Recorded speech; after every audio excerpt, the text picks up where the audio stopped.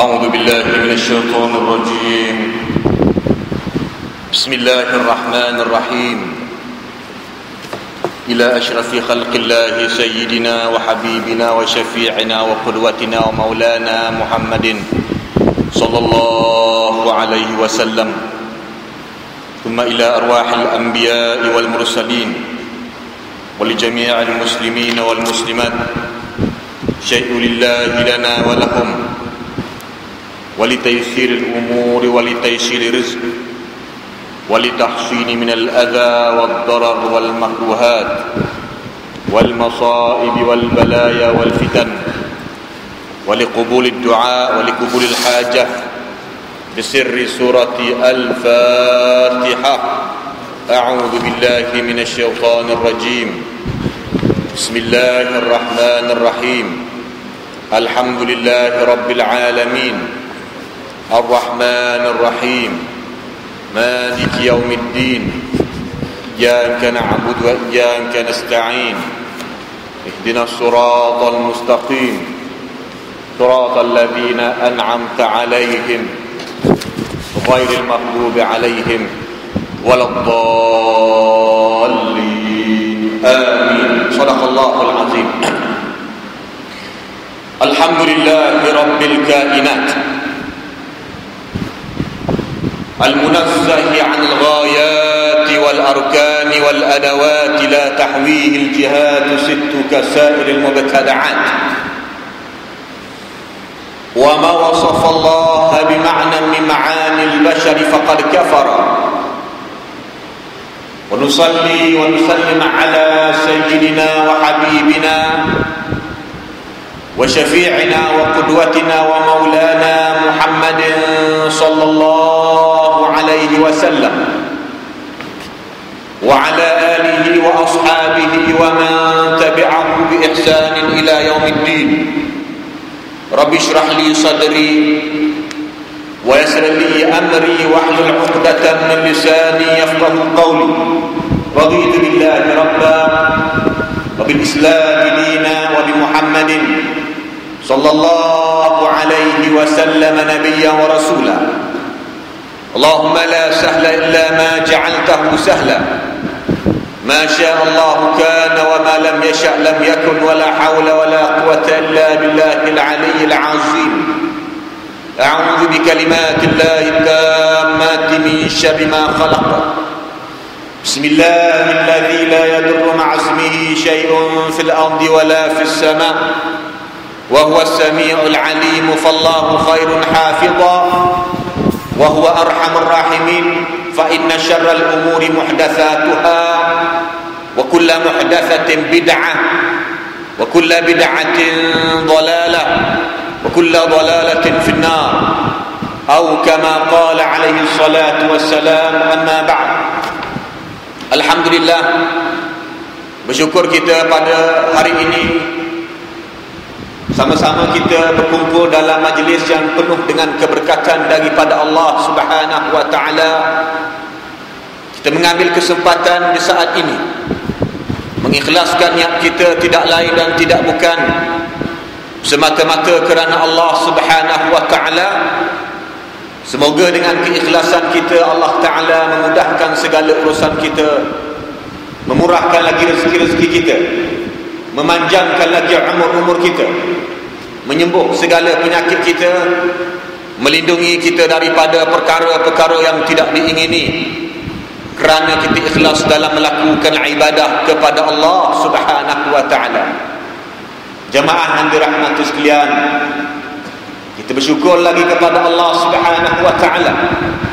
Sama-sama kita dipanjangkan lagi usia kita pada hari ini untuk kita meneruskan ibadah kita kepada Allah Subhanahu wa taala. Apatah lagi pada hari yang disarankan oleh Rasulullah sallallahu alaihi wasallam agar kita memperbanyakkan selawat ke atas junjungan besar Nabi kita Muhammad sallallahu alaihi wasallam, seperti mana yang disebut dalam satu hadis sabda Rasulullah sallallahu alaihi wasallam yang berbunyi, "Man shalla alayya salatan wahidatan sallallahu alaihi ashra, barang siapa yang berselawat ke atas aku 1 kali, maka Allah Ta'ala akan memberi 10 ganjaran kepadanya, menunjukkan akan kebesaran dan kehebatan berselawat ke atas Rasulullah sallallahu alaihi wasallam. Allahumma salli wa sallim wa barik ala ashrafi khalqillah sayyidina wa habibina wa syafi'ina wa qudwatina wa maulana Muhammadin Rasulillah sallallahu alaihi wasallam. Jamaah yang dirahmati sekalian, diriwayatkan oleh Al-Imam Ahmad radhiyallahu anhu daripada Ibnu Abbas bahawasanya Ibnu Abbas pernah berkata, wulidan Nabi sallallahu alaihi wasallam yaum al-itsnain, wulidan Nabi sallallahu alaihi wasallam yaum al-itsnain wastumbi'a yaum al-itsnain. Mafhumnya, Rasulullah sallallahu alaihi wasallam dilahirkan pada hari Isnin. Wastumbi'a yaum al-itsnain, kemudian menerima wahyu menjadi rasul, menjadi nabi pada hari Isnin. Wa kharaja muhajiran min Makkah ila al-Madinah yaum al-itsnain, dan baginda keluar berhijrah daripada Mekah Al-Mukarramah ke Al-Madinah Al-Munawwarah pada hari Isnin. Wa qadima al-Madinah yaum al-Itsnain, dan baginda sampai juga ke Madinah pada hari Isnin. Wa rafa'al hajar al-aswad yaum al-Itsnain, dan baginda juga mengangkat Hajar Aswad, batu hitam yang kita kenali, pada hari Isnin, tuan-tuan. Ceritakan kepada kita bahawasanya hari Isnin ini banyak sejarah, apatah lagi sejarah Rasulullah sallallahu alaihi wasallam. Di antara apa yang nak dikupaskan pada tengah hari ini, tuan-tuan yang dirahmati sekalian, penghijrahan Rasulullah sallallahu alaihi wasallam yang telah kita hayatinya sebelum ini, agar ia menjadi pedoman, panduan, iktibar, pengajaran kepada kita untuk kita meneruskan hidup kita sebagai hamba Allah Subhanahu wa taala. Maka diriwayatkan oleh para alim ulama bahawasanya sebab hijrahnya Rasulullah sallallahu alaihi wasallam daripada Mekah ke Madinah Al-Munawwarah, antara sebabnya disebut anna Quraisyan lamma ra'at khuruj man aslama ila al-Madinah bidharaya wal atfal. Kaum Quraisy yang kufar apabila telah melihat sudah ramai di kalangan masyarakat Arab pada masa itu telah mula menerima dakwah ataupun seruan yang dibawa oleh Rasulullah sallallahu alaihi wasallam,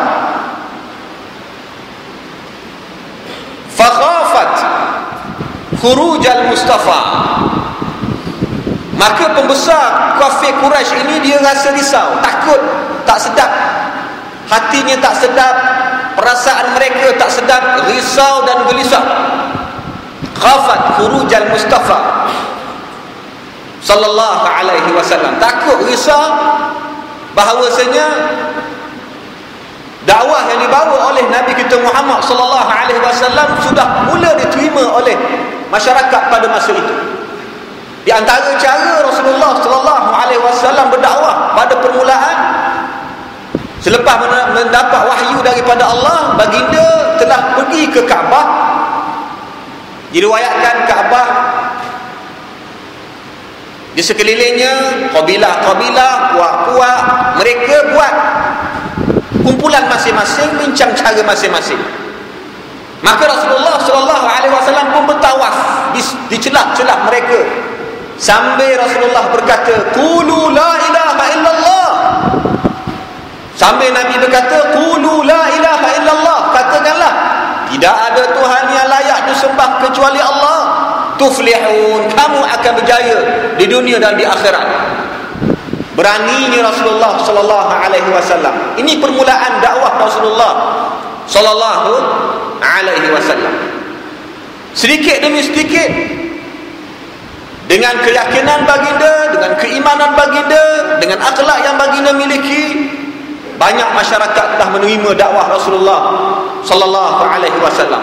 Maka pembesar Arab dia rasa risau, tak boleh duduk diam. Dan mereka sudah mengetahui bahawasanya orang-orang Islam sudah mempunyai satu kuasa ataupun kekuatan. Jadi mereka sangat risau. Fajtama'u litashawuri fi amrihi fi darin nadwah. Fajtama'u litashawuri fi amri nadwah. Maka pembesar-pembesar kufar ini, Arab Quraisy ini, mereka pun berkumpul. Tasyawur ini bermesyuarat di satu lokasi, di satu rumah yang bernama Darun Nadwah, tuan-tuan. Mereka telah berkumpul di satu tempat yang namanya Darun Nadwah untuk berbincang hal berkaitan dengan Nabi Muhammad sallallahu alaihi wasallam.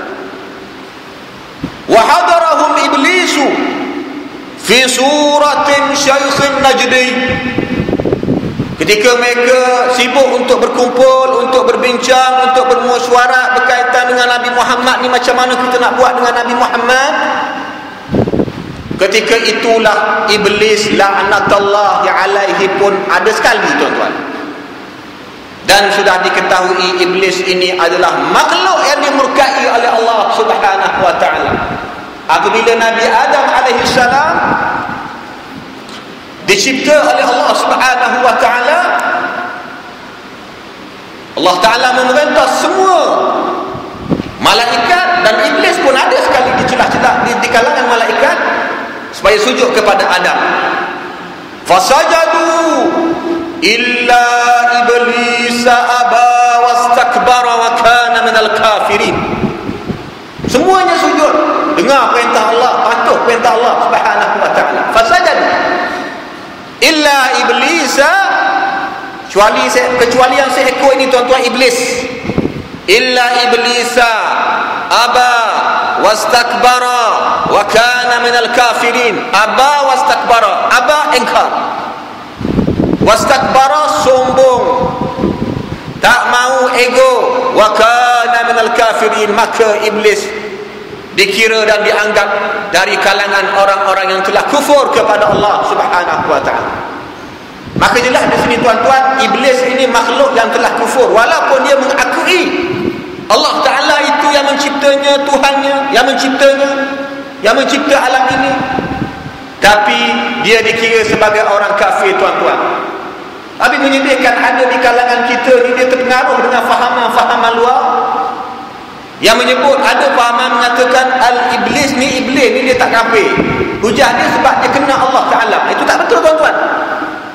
Ada seorang pemuda orang Arab, tak boleh sebut di negara mana, tuan-tuan, dia anggap sebagai pendakwah bebas, tuan-tuan. Dah, dia punya terjemahan, carahan itu terjemah ke dalam bahasa Malaysia kita, tuan-tuan. Tapi menyedihkan, salah satu ceramahnya dalam bahasa pasar Arab disebut iblis makafar. Iblis ni tak kafir, kata.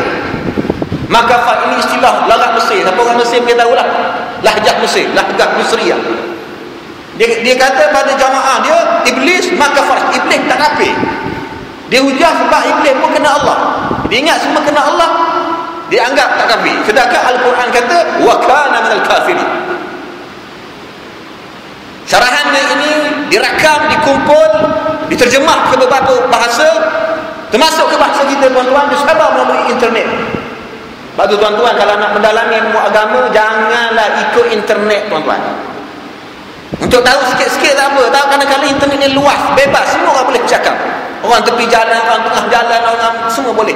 Sebab itulah ilmu ini kata ulama, la yu'khadu al-'ilm illa min afwahil ulama.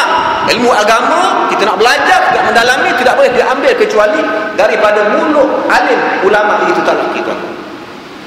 Nak ceritanya di sini, tuan-tuan, apabila pembesar kafir Quraisy berkaitan dengan iblis tadi, tuan-tuan, makhluk yang dimurkai oleh Allah Subhanahu wa taala. Dan iblis juga yang berjaya menghasut Nabi Adam alaihissalam supaya melakukan benda yang dilarang oleh Allah, bukan diharamkan oleh Allah. Minta maaf, tuan-tuan, ya. Supaya Nabi Adam melakukan benda yang dilarang, bukan benda yang diharam. Sehinggalah Nabi Adam dikeluarkan, bukan dihalau. Orang kita kata Nabi Adam boleh halau daripada syurga. Kurang ajar kalau ulama kata, kurang adab. Nabi dihalau, Nabi dikeluarkan, ukhrija. Dalam bahasa Arab pun disebut dikeluarkan. Dia tak panggil turida, ukhrija. Bila Nabi Adam dikeluarkan daripada syurga dan bertaubat, bermunajat kepada Allah Subhanahu wa taala. Sehinggalah dalam satu doa Nabi Adam berdoa, mohon pada Allah Ta'ala supaya Allah Ta'ala mengampunkan dosa dan kesilapannya ini. Dalam doa Nabi Adam ada menyebut nama Muhammad. Dia minta pada Allah Ta'ala, ya Allah, ini diriwayatkan oleh Imam Bukhari, tuan-tuan, hadis ni, ampunkan kesilapan aku dengan Muhammad. Lalu Allah Ta'ala pun berfirman, ya Adam, kaifa arafta Muhammada wa lam akhluquhu. Wahai Adam, bagaimana kamu boleh menyebut nama Muhammad sedangkan Muhammad belum dicipta lagi? Walam akhluquhu, tidak dicipta lagi Muhammad, kamu dah sebut nama Muhammad, wahai Adam. Kaifa arafta, bagaimana kamu tahu?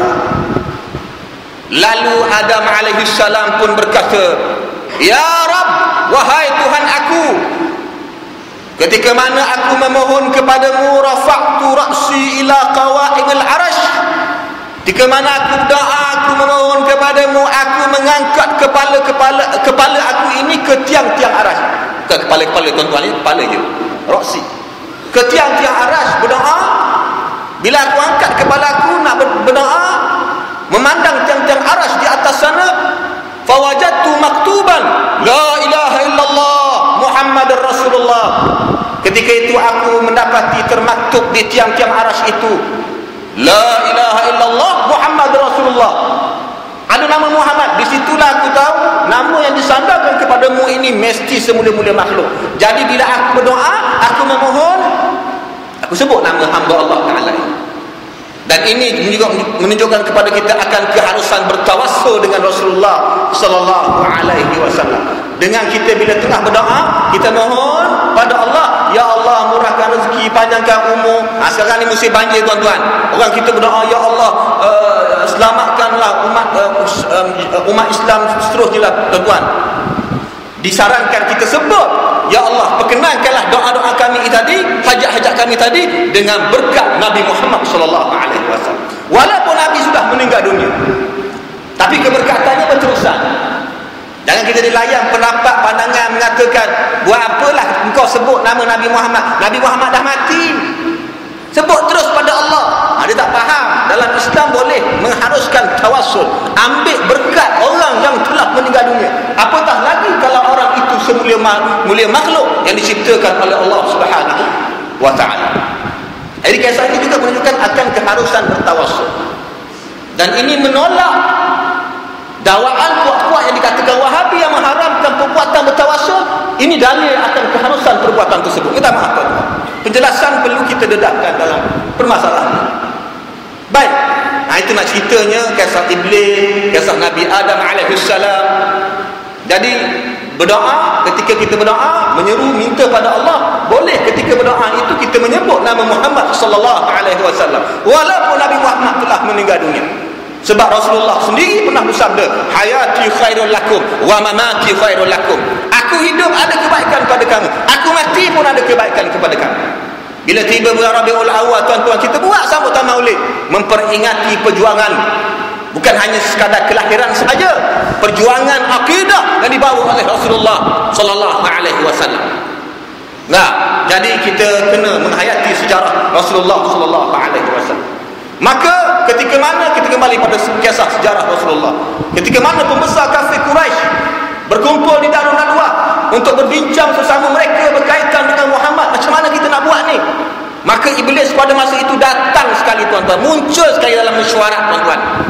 Iblis itu muncul diriwayatkan ala suratin syaikhin najdi, dengan rupa seorang lelaki tua.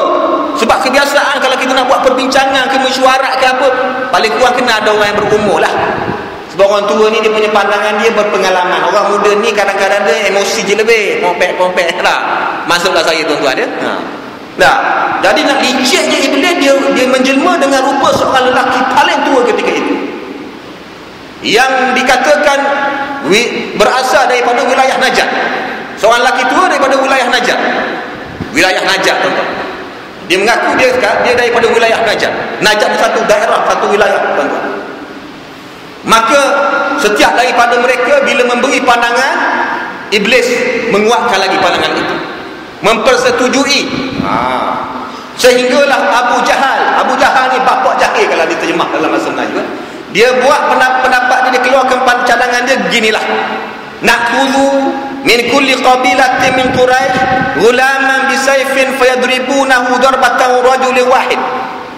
Ginilah kita ambil daripada setiap kabilah ni seorang pemuda yang perkasa, gagah perkasa. Sebab orang Arab ni dia banyak kabilah-kabilah dia. Kita ambil daripada setiap kabilah ni seorang pemuda, kita beri mereka ni pedang. Setiap daripada mereka ni ada pedang. Kemudian kita suruh mereka ni bunuh Rasulullah. Bila Rasulullah mati, dibunuh Muhammad. Bila Muhammad ini mati, dibunuh oleh mereka. Jadi pengikut Nabi Muhammad, dia tak boleh petikai sebab yang bunuh Muhammad itu juga daripada kaumnya sendiri. Maka disitulah, ketika itulah Allah Ta'ala telah menurunkan wahyu kepada Jibril alaihi salam supaya memaklumkan kepada Muhammad bahawasanya orang-orang kafir akan datang ke rumahnya untuk membunuhnya. Dan kisah ni tak perlu saya ulang, tuan-tuan pun lebih arif, lebih tahu daripada saya. Mungkin ada yang tertanya, kenapa iblis pada waktu itu muncul dengan rupa seorang lelaki tua daripada Najd? Kenapa Najd? Ada orang tanya, Ustaz, Najd dekat mana? Dekat pantai dalam ke dekat pantai timur ke? Najd ni satu wilayah dekat timur tengah tuan-tuan. Mungkin sekarang ni tak dikenali dengan nama Najd. Dulu-dulu dikenali nama Najd. Ada ulama juga lahir yang benar daripada Najd, iaitu Al-Imam Ibn Humaid, pengarang kitab As-Suhbul Wabilah, yang menceritakan akan sejarah mazhab Hanbali ridwanullahi alaihi ajma'in. Jadi Najd ni, sebab apa iblis muncul dengan serupa orang lelaki daripada Najd? Sebab Nabi pernah menyebut wilayah Najd itu akan munculnya tanduk syaitan dan fitnah serta huru-hara. Dan hadis ini diriwayatkan oleh banyak alim ulama dan mensahkan hadis tersebut.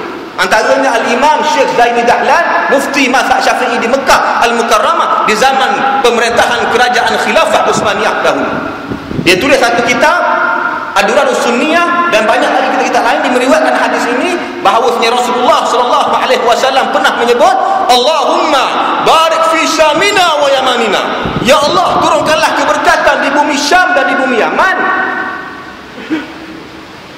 Maka ada seorang sahabat daripada wilayah Najd tadi, yang kita cerita tadi, yang kita sebut tadi. Wa fi Najdina ya Rasulullah, sebab dia dengar Nabi doa untuk ahli lain, kawasan lain, dia pun nak juga doa kalau untuk kawasan aku. Wa fi Najdina ya Rasulullah, doalah untuk Najd kami wahai Rasulullah. Nabi dia ulang balik, Allahumma barik fi Syamina wa Yamanina. Ya Allah, berkatilah bumi Syam dan bumi Yaman.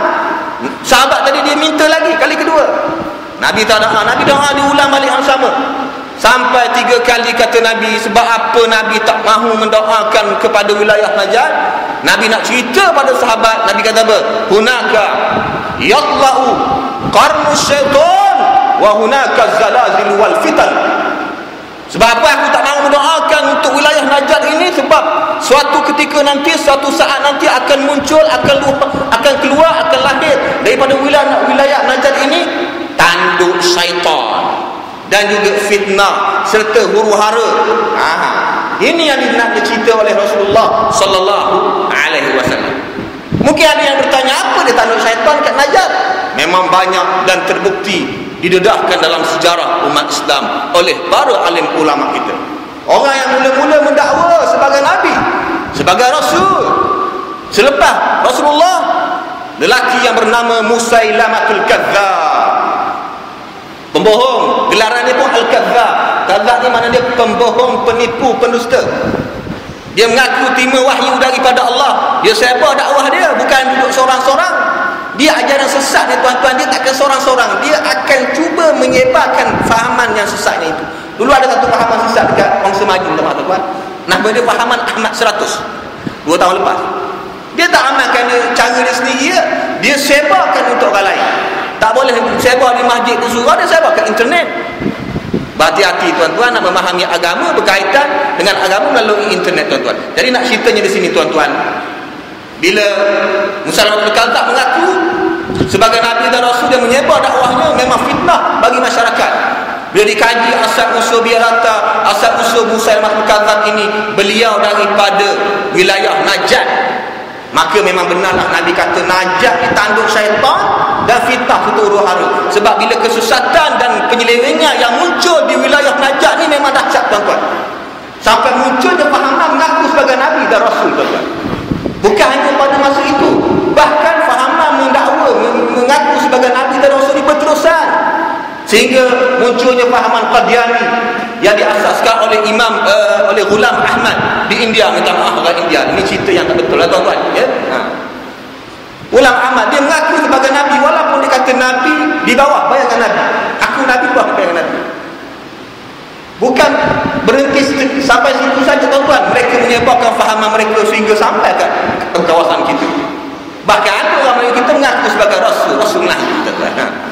Jadi nak kaji asal-usul fahaman mengaku Nabi ini, mengaku Rasul daripada orang yang berasal daripada wilayah Najd. Sebab tu Nabi kata Najd tempat fitnah, tanduk syaitan, fitnah dan huru-hara, iaitu Musailamatul Kadzdzab.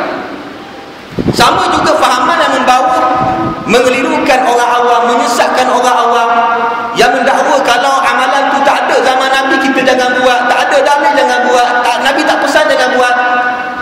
Seorang yang mengasas golongan, tak perlu saya sebut tuan-tuan ya. Dah, pengasas ini pun dikatakan berasal daripada wilayah Najd. Ketika dia hidup, riwayat dia diriwayatkan dia mendakwa kononnya nak membentras khurafat. Dia nampak je orang Islam ziarah kubur, ini bid'ah. Ziarah kubur dianggap sebagai al-kuburiyun, sembah kubur. Kalau orang tu pergi sembah kubur, sujud kat kubur, memang kuburiyun lah. Tapi kalau pergi dekat kubur, baca Quran, baca tahlil, berwirid macam kita buat, bukannya sembah, betul tuan-tuan. Tapi yang orang yang berasal dari Najd ini yang namanya Muhammad Abdul Wahab, dia tak boleh, dan pengikutnya nampak je orang Islam pergi ziarah kubur ni, terus dia hukum kuburiyun. Bahkan fahaman itu berterusan sampai sekarang, tuan-tuan.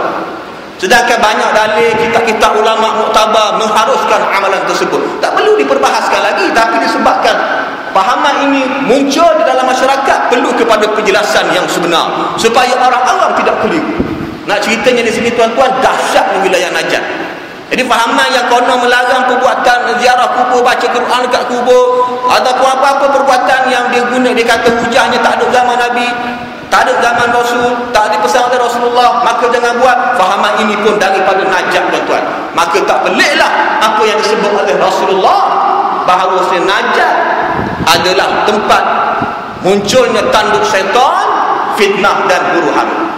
Itu nak cerita, tuan-tuan. Maka memang benarlah ulama meriwayatkan iblis pada malam perbincangan orang-orang kafir untuk membunuh Rasulullah sallallahu alaihi wasallam, iblis pun muncul sekali dalam perbincangan itu, dalam mesyuarat itu, dengan rupa seorang lelaki tua daripada wilayah Najd. Najd ni kalau susah tadi memang dahsyat, tuan-tuan, sampai di akhir zaman hingga seterusnya, tuan-tuan. Sebab itulah kita sentiasa berdoa dan memohon kepada Allah supaya mengekalkan kita dalam akidah ahlu sunnati wal jamaah yang disepakati oleh para alim ulama akan kesahihan dan kebenarannya melalui sejarah yang menceritakan sedemikian.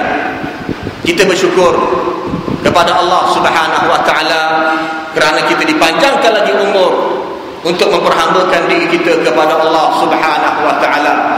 Jadi kesimpulan apa yang kita nak cerita pada apa yang kita kupaskan pada tengah hari ini, tuan-tuan, sebab hijrahnya Rasulullah sallallahu alaihi wasallam bukan kerana takut pada orang kafir, bukan nak senang-senang, bukan nak rehat-rehat macam kita ni, tuan-tuan, tetapi perintah daripada Allah Subhanahu wa taala.